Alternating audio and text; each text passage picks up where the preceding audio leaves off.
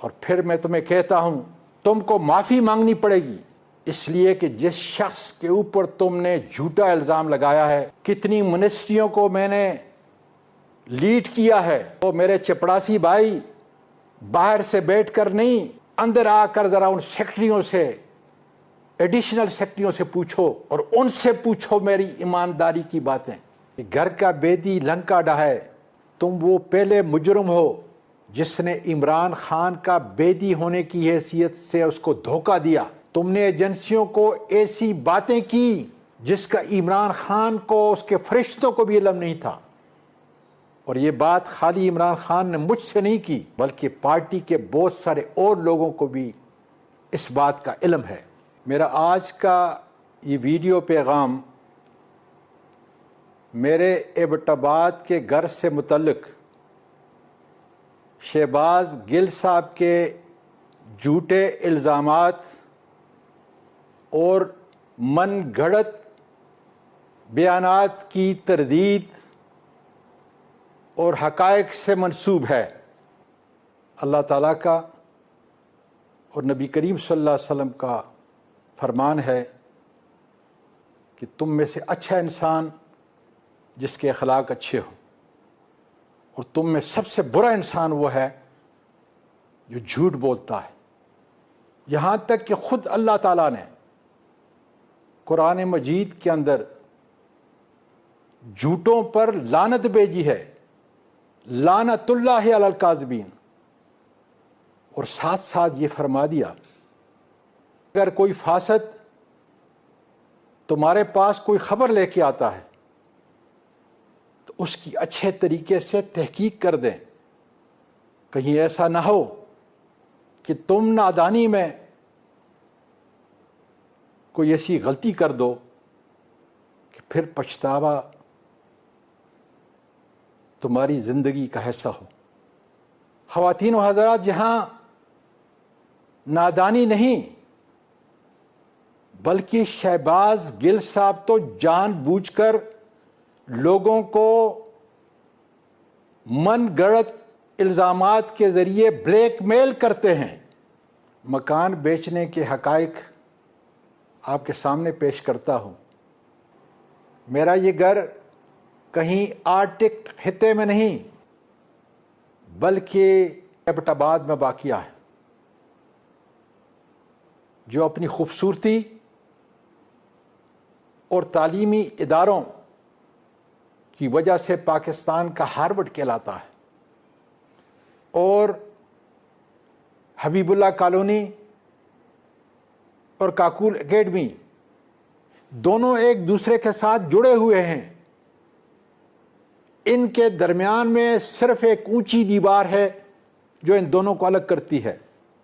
Abbott آباد میں دو پوش ہاؤسنگ سوسائٹی جو 80s کی دہائی کے اندر ڈیولپ کی گئیں، ایک ہے جناح کالونی اور دوسری ہے حبیب اللہ کالونی۔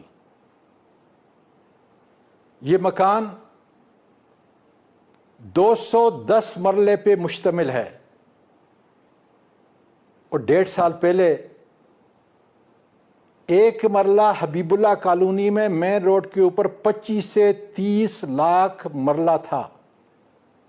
اب 30 لاکھ کو 210 سے ضرب دے دیں تو نتیجہ آپ کے سامنے ہوگا۔ یہ 3 منزلہ مکان ہے، سارا ماربل کا بنا ہوا ہے۔ گل صاحب $400-500 خرچ کریں اور اپنے کسی دلال کو وہاں پہ بھیجیں، اور یاد کریں آپ نے غلط آدمی کو للکارا ہے۔ اگر تم نہیں کرو گے تو ایبٹ آباد کے شرفاء، علماء، لوکل باڈیز کے لوگ، کنٹونمنٹ کے لوگ، انشاءاللہ تعالی ان سے میں ویڈیو بناؤں گا، ان کو حلف دوں گا کہ 1.5 سال پہلے خالی زمین کی قیمت جو ہے وہ کتنی تھی۔ اور پھر میں تمہیں کہتا ہوں تم کو معافی مانگنی پڑے گی، اس لیے کہ جس شخص کے اوپر تم نے جھوٹا الزام لگایا ہے، کتنی منسٹریوں کو میں نے لیڈ کیا ہے، او میرے چپڑاسی بھائی، باہر سے بیٹھ کر نہیں، اندر آ کر ذرا ان سیکٹریوں سے، ایڈیشنل سیکٹریوں سے پوچھو، اور ان سے پوچھو میری ایمانداری کی باتیں۔ گل صاحب، نعیم الحق مرحوم کی وفات کے بعد عمران خان نے جس مسند کے قابل تم نہیں تھے، وہ مسند تمہارے حوالے کی گئی، لیکن تم آستین کے سانپ نکلے۔ کہاوت ہے کہ گھر کا بیدی لنکا ڈھائے، تم وہ پہلے مجرم ہو جس نے عمران خان کا بیدی ہونے کی حیثیت سے اس کو دھوکہ دیا۔ تم نے ایجنسیوں کو ایسی باتیں کی جس کا عمران خان کو، اس کے فرشتوں کو بھی علم نہیں تھا، اور یہ بات خالی عمران خان نے مجھ سے نہیں کی، بلکہ پارٹی کے بہت سارے اور لوگوں کو بھی اس بات کا علم ہے۔ تم جیل میں رہے، پنز میں رہے، یا CIA کے لاک اپ میں رہے، ڈر اور خوف کے کرتوت ہر ایک کی زبان پہ ہیں۔ گل صاحب، آج پارٹی کے اندر جو لوگوں پہ تم جھوٹے الزامات لگا کر تنقید کر رہے ہو، خدا جانے کس کے ایجنڈے کی تکمیل ہو رہی ہے۔ تم اپنی چرب زبانی سے میرے ملک پاکستان کو نقصان پہنچا رہے ہو۔ بڑے شرم کی بات ہے کہ امریکہ میں رہنے والے سادہ لوگ، محب وطن اور عمران خان سے بے حد محبت کرنے والے، بلکہ عشق کرنے والے لوگوں کو جو فیری ٹیل کی کہانیاں تم سناتے ہو، اور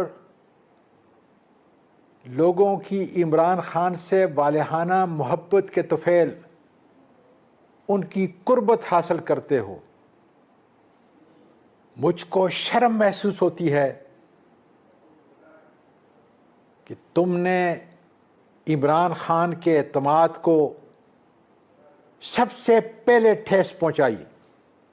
تم نے میرے لیڈر کو دھوکہ دیا ہے۔ میں تمہیں دعوت دیتا ہوں کہ پاکستان کو تباہی کے دہانے پر پہنچانے کی بجائے آؤ ہم پاکستان کے اندر، ہمارے ساتھ اس تحریک کے اندر شامل ہو جو میرے گریٹ لیڈر عمران خان کی رہائی کی تحریک ہے۔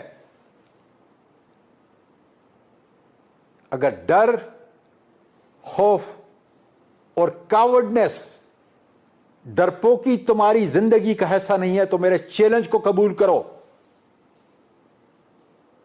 آخر میں نصیحت کرتا ہوں پھر کہ پاکستان کو تباہ کرنا چھوڑ دو، اور میں منتظر رہوں گا کہ کب گھر کی صحیح فروخت کی تحقیق مکمل کرتے ہو،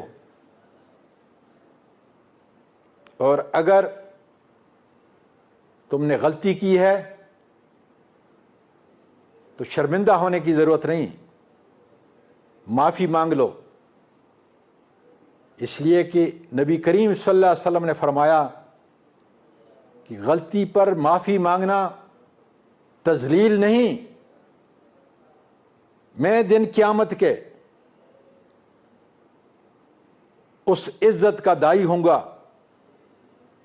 اس لیے تم نے جھوٹ بولا ہے، تم نے غلط الزام لگایا ہے، تم پارٹی کے اندر انتشار کے پیروکار ہو، اور تم پاکستان کو تباہ کرنے کے لیے کسی دوسرے کے ایجنڈے پہ کام کر رہے ہو۔ پاکستان پائندہ باد۔